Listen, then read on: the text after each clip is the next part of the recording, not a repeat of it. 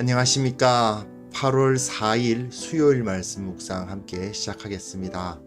오늘도 주님께서 주시는 은혜가 우리와 함께 하시고 우리 모든 삶을 주도해 주시기를 간절히 기도합니다. 사실 개인적으로 요즘 제가 굉장히 바쁩니다. 예전에 대형 교회에서 사역했을 때의 모습이 제게서 지금 막 나타나고 있어요. 옛날에 대형 교회 사역할 때 정말 이것저것 하느라고 정신이 없었는데 개척하고 나니까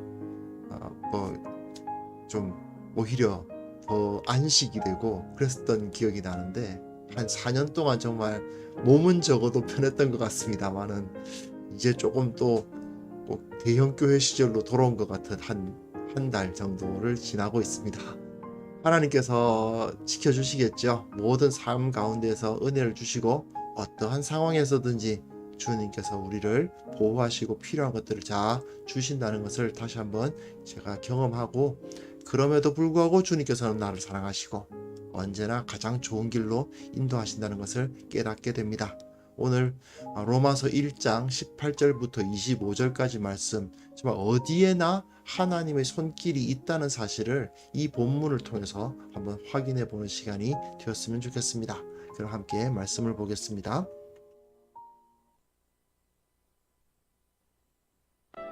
하나님의 진노가 불의로 진리를 막는 사람들의 모든 경건하지 않음과 불의에 대하여 하늘로부터 나타나나니 이는 하나님을 알만한 것이 그들 속에 보임이라. 하나님께서 이를 그들에게 보이셨느니라. 장세로부터 그의 보이지 아니하는 것들 곧 그의 영원하신 능력과 신성이 그가 만드신 만물에 분명히 보여 알려졌나니 그러므로 그들이 핑계하지 못할지니라. 하나님을 알되 하나님을 영화롭게도 아니하며 감사하지도 아니하고 오히려 그 생각이 허망하여지며 미련한 마음이 어두워졌나니 스스로 지혜 있다 하나 어리석게 되어 썩어지지 아니하는 하나님의 영광을 썩어질 사람과 새와 짐승과 기어다니는 동물 모양의 우상으로 바꾸었느니라. 그러므로 하나님께서 그들을 마음의 정욕대로 더러움에 내버려 두사 그들의 몸을 서로 욕되게 하게 하셨으니 이는 그들이 하나님의 진리를 거짓 것으로 바꾸어 피조물을 조물주보다 더 경배하고 섬깁니다. 주는 곧 영원히 찬송할 이시로다. 아멘.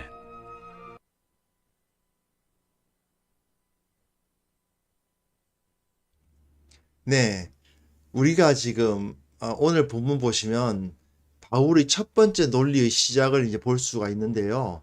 전도해 보신 분들은 특히 CCC에서 나온 사형리나 내비게이터 선교회에서 나온 브릿지라고 그러죠. 다리 예화 이런 거 가지고 전도를 해 보시면 전도할 때의 논리 진행이 어떻게 되는지를 알 수 있습니다. 그 첫 진행은 사실은 당신은 죄인입니다로 시작하는 거예요. 물론 사형리 같은 경우는 1형리가 하나님은 당신을 사랑하시며 당신을 위한 놀라운 계획을 갖고 계십니다. 이렇게 이야기하잖아요. 근데 사실은 그건 어디까지나 진짜 진리, 당신은 죄인이기 때문에 죽을 수밖에 없다, 그 얘기를 하기 전에 설탕물을 좀 바르는 거죠. 이건 너무 처음부터 당신은 죄인이요 이렇게 들어가면 너무 아프잖아요. 그러니까 미리 조금 이제 하나님은 당신을 사랑하십니다 이렇게 접근한 다음에 하지만 당신은 죄인이에요 이렇게 들어가죠. 마찬가지로 로마서도 그런 식으로 들어가고 있습니다. 그러다 보니까 이 로마서의 논리가 이 우리의 그 전도의 논리에 많이 사용이 되는 것도 사실이고요.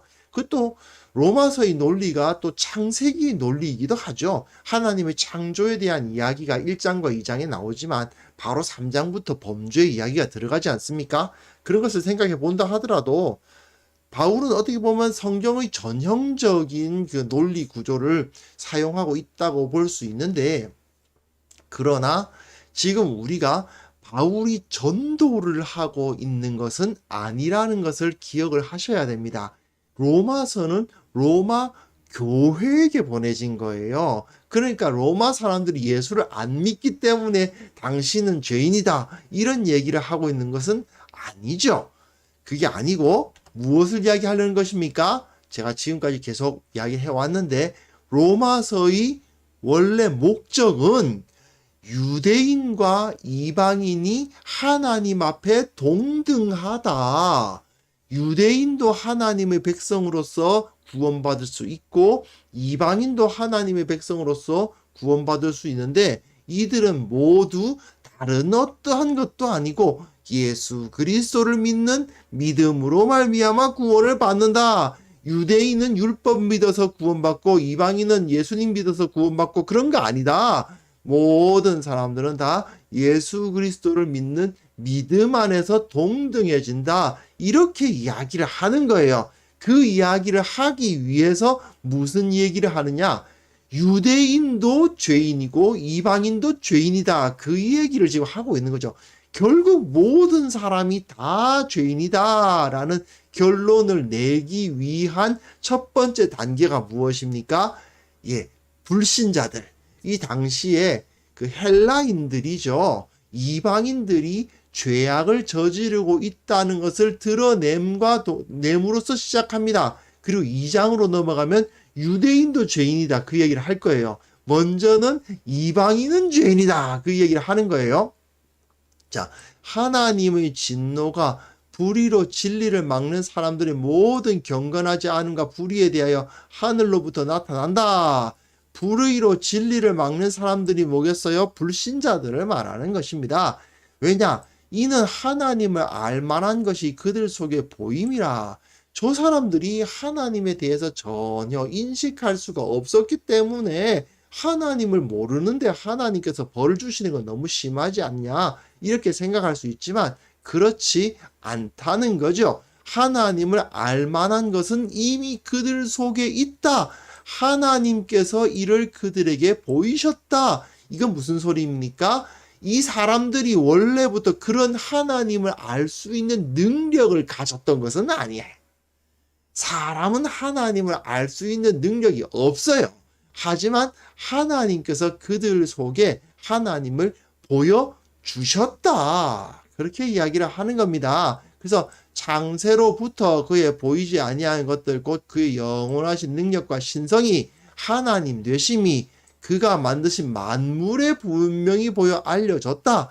온 세상 저 태양을 보고 달을 보고 저 들풀을 보고 저 산과 바다를 보면 하나님을 알 수 있게 되어 있다라고 이야기를 이 바울이 합니다. 이걸 가지고 이제 가톨릭 같은 경우에서 뭐 자연법 사상 이런 걸 가지고 이제 발전을 시키죠. 온 세상이 자연법에 만들어져 있다 이렇게 이야기를 하고, 우리들 같은 경우는 프로테스탄트들은 이걸 가지고 일반 계시라는 말을 씁니다. 일반 계시. 일반적으로 믿는 사람에게든 믿지 않는 사람에게든 모두 다 은총을 주셨다. 하나님은 안 믿는 사람이라 하더라도 예수님을 믿지 않는 사람은 내버리시느냐? 그렇지 않다는 것입니다. 세상에 있는 모든 것들, 그 각각 하나하나에 하나님의 손길이 다 있고 믿지 않는 사람들까지도 하나님께서는 사용하셔서 그 영광을 나타내신다. 그러니까 우리가 믿지 않는 사람들하고 같이 살 수 있는 거잖아요. 요즘 뭐 그 선거 때문에 막 여러 가지 막 말들이 많이 오가고 정치적인 어떤 그런 걸 많이 이야기들 하는데, 사실은 이 선택할 때에 저 사람은 예수님을 믿으니까 우리가 찍어줘야 되겠다. 저 사람은 예수님을 안 믿으니까 찍어주면 안 되겠다. 저 사람은 불교도니까 안 돼. 저 사람은 가톨릭이니까 안 돼. 이런 식으로 사고를 하는 것이 사실은 굉장히 문제가 있는 거죠. 왜냐하면 하나님께서는 이 세속 나라까지도 다스리고 계시고 또한 믿지 않는 사람들까지 들어서 사용하시기 때문입니다.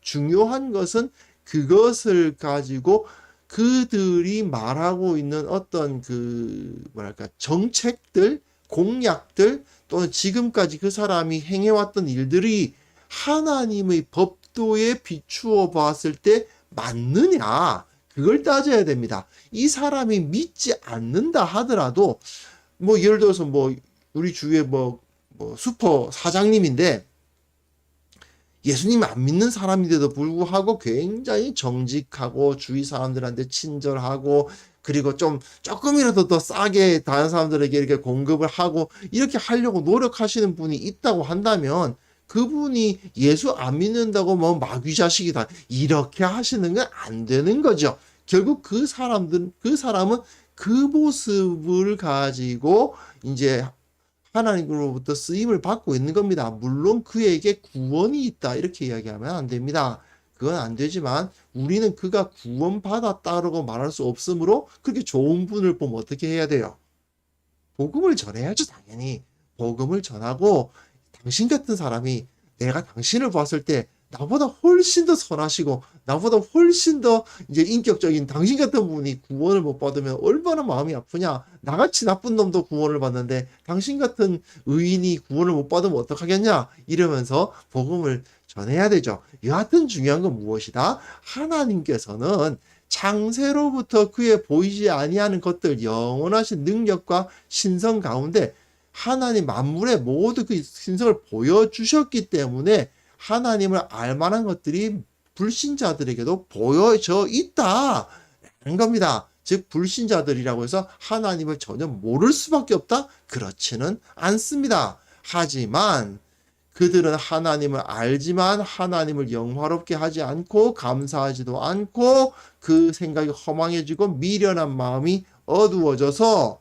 스스로 지혜 있다 한다라고 이야기를 해요. 스스로 지혜 있다 한다는 말은 이 당시 헬라 사람들을 꼬집는 겁니다.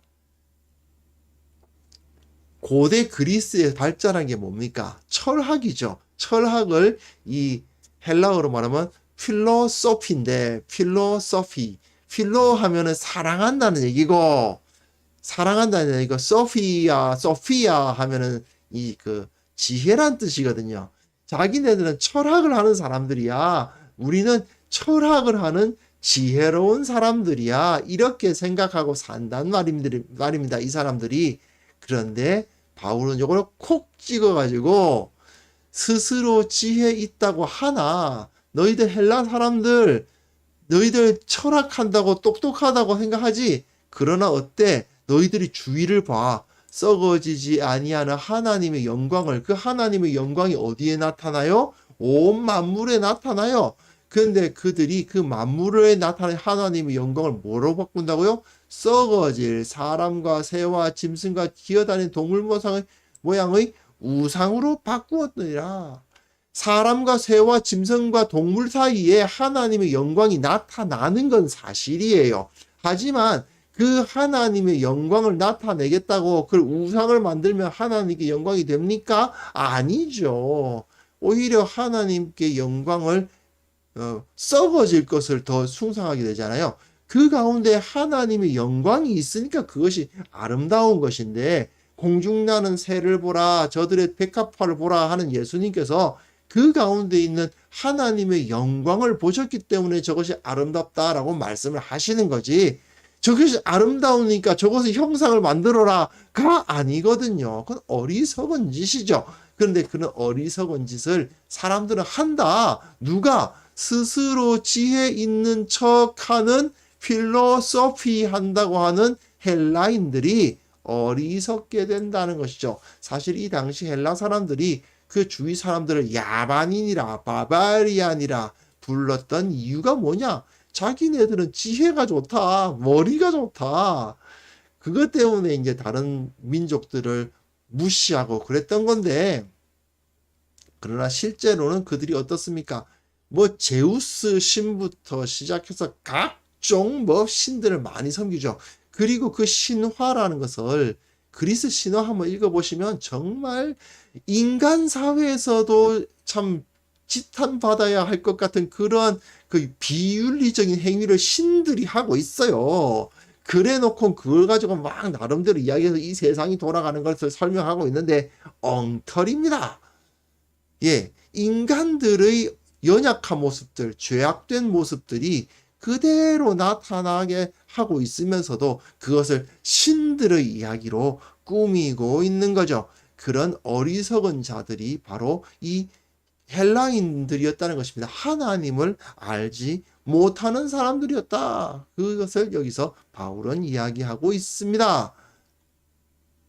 그리고요. 예, 제가 버튼을 잘못 눌렀습니다. 예. 그래서 24절, 25절 보시면 그러므로 하나님께서 그들을 마음의 정욕대로 더러움에 내버려 두사 그들의 몸을 서로 욕되게 하게 하셨다. 이 말은요. 그 하나님께서 내버려 두셨다. 내버려 두셨다. 그들을 마음의 정욕의 꼬이 더러움에 그냥 내버려 두셨다. 특별히 개입하지 않으셨다. 그러니까 어떻게 돼요? 그들의 몸을 서로 욕되게 하게 하셨다. 하나님께서 너희들을 욕되게 이제 만들겠다. 그런 의미가 아니고요. 내버려 두기만 하면, 더러운 데가 내버려 두기만 하면 얘네들은 서로 몸을 욕되게 하고 더럽게 한다는 것이죠. 하나님께서 적극적으로 개입을 하시니까 깨끗해지는 거지. 그렇지 않으면 더러워질 수밖에 없다는 것입니다. 사실은 뭐 이거는 굳이 하나님 이야기를 안 해도 우리 집안들 같은 것만 집안만 봐도 그렇지 않습니까? 아이들이 막 놀게 하는데 부모들이 막 그것을 가지고 치우고 야단치고 정리하라고 시키고 그런 거 안 하면은 집은 점점 엉망이 되어버리죠. 뭐 설거지도 마찬가지고 청소도 마찬가지고 가만 내버려 두면 엉망되는 거 아닙니까? 뭐 정원 혹시 있으신 정원 있는 집에 사시는 분 계십니까? 정원 같은 것도 마찬가지잖아요. 그 사람이 들여다보고 계속 뭔가를 다 어떻게 해주지 않으면 그거 엉망되는 건 순식간입니다.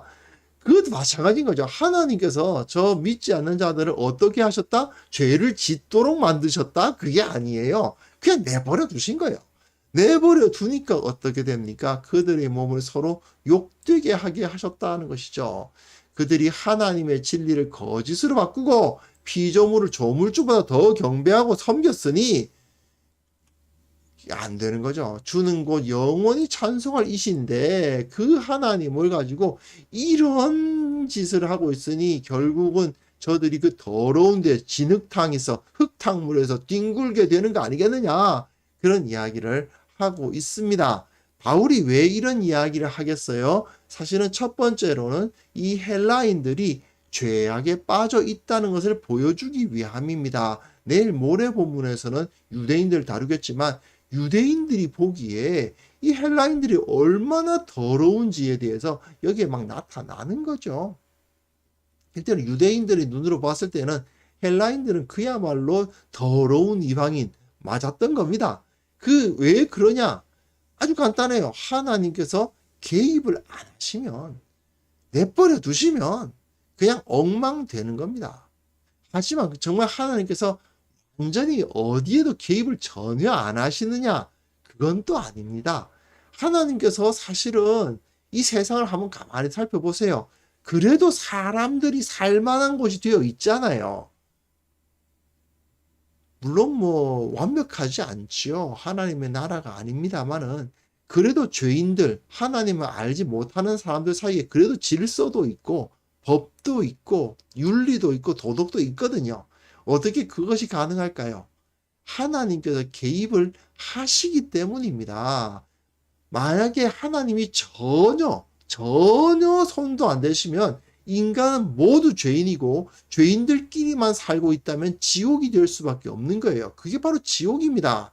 하지만 하나님께서는 물론 뭐 세상에 아직까지도 죄가 있고 불합리하고 불의한 일들 벌어지고는 있습니다. 하지만 그럼에도 불구하고 하나님께서는 지키고 계시기 때문에 이 세상은 지금 유지되고 있고 선한 사람들이 그 가운데 살아가고 있는 거죠. 하나님께서 개입하지 아니하시면 이 모든 것은 있을 수가 없는 일입니다. 경제가 발전하고 사람들이 그래도 굶어 죽는 사람들이 없어지고 그래도 조금 더 사람들이 뭐 집 같은 곳에서 살게 되는 그 모든 일들, 그리고 조금 더 질서가 발전하고 사람들이 서로를 존중하는 그런 문화가 생기는 것들도 다 하나님께서 살아계셔서 개입하고 계시기 때문이고요. 또 우리가 하나님의 개입을 구하고 기도하고 있기 때문이죠. 지금 이 땅에 예수를 믿는 사람들이 서 있기 때문에 하나님께서는 우리를 위해서 결국 이 세상에 개입하고 계시는 겁니다. 자, 이걸 우리가 꼭 기억했으면 좋겠습니다. 결국 이 모든 세상은 하나님의 도우심이 아니면, 하나님의 돌보심이 아니면 엉망이 되어버리고 지옥이 되어버릴 것이다. 그것을 우리가 기억하고, 하나님께서 저 믿지 않는 사람들을 내버려 두셨기 때문에 저들이 저렇게 욕된 삶, 거짓된 삶을 살고는 있지만, 우리는 저들을 위해서 복음을 전하고 저들의 삶에 하나님께서 개입해 주시기를 구하고, 그래서 이 세상을 좀 더 괜찮은 곳, 하나님의 나라로 만들어 가는데 우리가 헌신할 수 있어야 되겠습니다. 또 한 가지는 결국은 나의 모든 삶에 하나님께서 지금도 개입하고 계시다는 사실, 그리고 나의 삶을 통해서 영광을 받고 계시다는 사실도 잊지 말아야 되겠습니다. 내가 오늘 하루 시작할 때 매일의 삶을 정상적으로 정말 은혜롭게 건강하게 살아갈 수 있는 모든 이유는 하나님의 은혜입니다.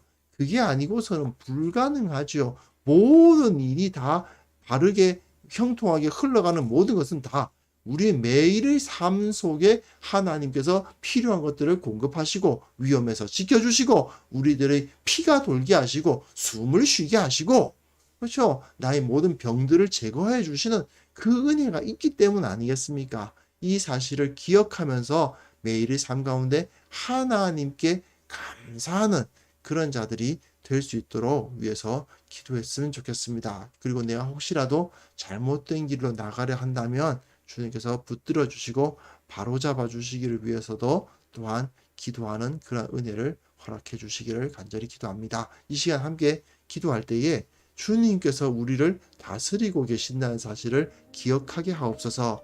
주님께서 우리를 지켜주시는 것을 경험하게 하옵소서. 그것에 늘 감사로 주님 앞에 화답하는 삶을 살게 하옵소서. 함께 기도하겠습니다.